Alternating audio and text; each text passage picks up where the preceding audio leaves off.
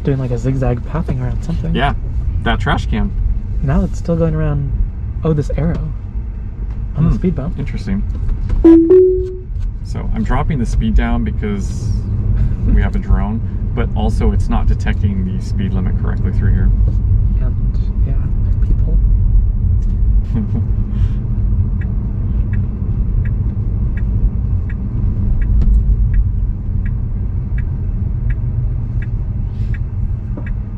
No, look at the dogs. Dog detection? Nope, not yet. Not sure what it was waiting for.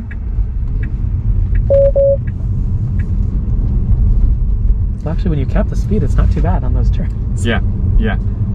So I'm adjusting the speed down to 15 through here, just because it's pretty narrow and I'm unfamiliar with this whole area.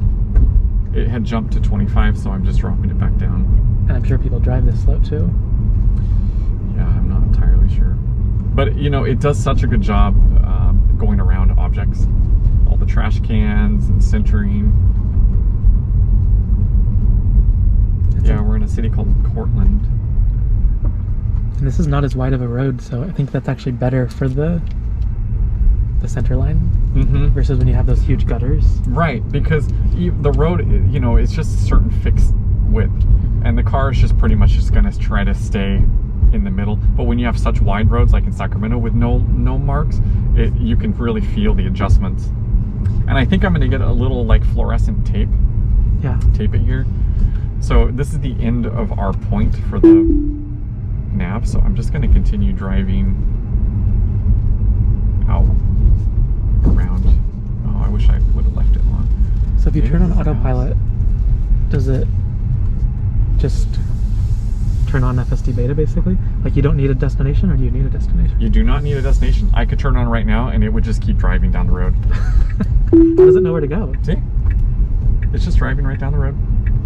So I don't have any nav points set, but it is kind of, it doesn't really know where to go here because we don't have anything set. Okay, interesting. Yeah. Got a little lost. Oh wow, that's a good view. Yeah, this is an amazing drone. Oh, that's a nice shot. Yeah, so see, I just enabled autopilot mode right down the road. The FSD code's still enabled, so it's still going to function correctly. Okay, I was curious about that because I thought you had to have a destination. You do not. That's only if you want to like go somewhere and let it drive, but you can just enable, it's just like autopilot, you know, standard mode. Because I think it was Eli Burton or somebody yesterday posted something about they went to like a fork in the road and they just let FSDBETA decide and it took a turn. Well, it will. I mean, it'll drive like with no destination set and just in the mode. It's just gonna keep driving, you know. But if you tell it where to go, it's gonna know how to handle it a lot better. There's definitely a smell over here. I know. We're in the country, you guys. Y'all.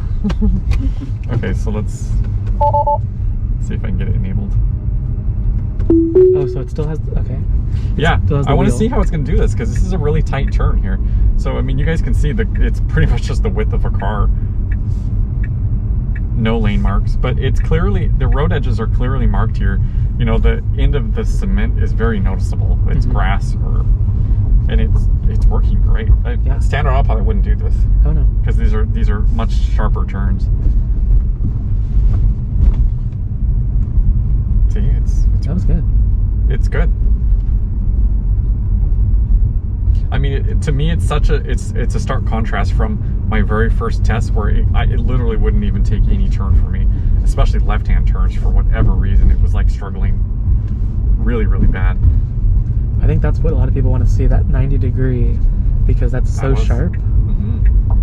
That's actually good. I think these are both, everything's recording, especially the car, the drone too.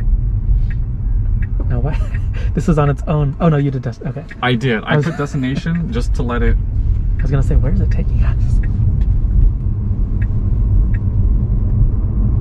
Oh, this is interesting. Oh, it's gonna turn out onto the highway.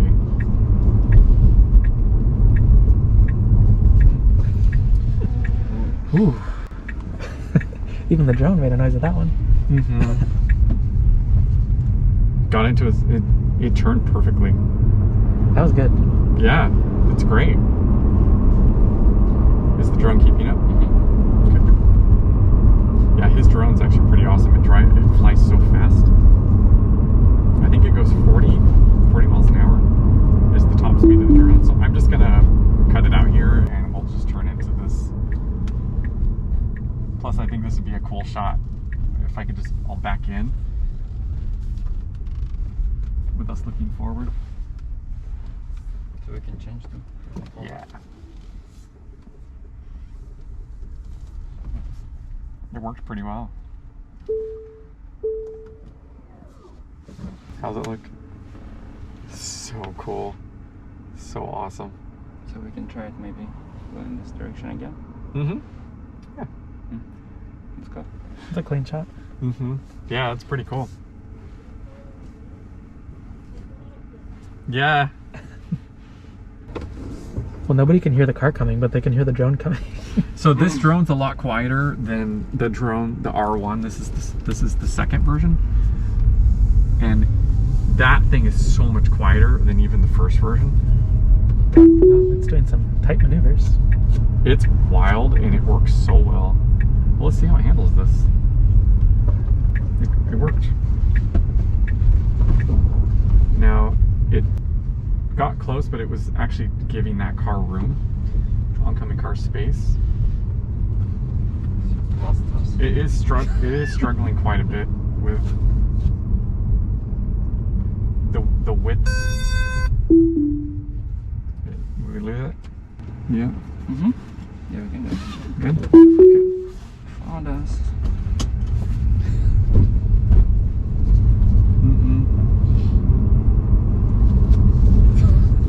The speed is not. Yeah, you see this? This is exactly what I talk about in town, where it like swerves around, especially on wide roads, where it, you know, this is a very wide road, and it's trying to figure out where to go, and then it's like centering. See what's happening? It's centering between that and now the car, and then it's gonna go back out. See how it's doing that? Yeah, that's exactly what's happening. So we're at the end of the road here, so there's nowhere for it to go, but should we land it? Yeah.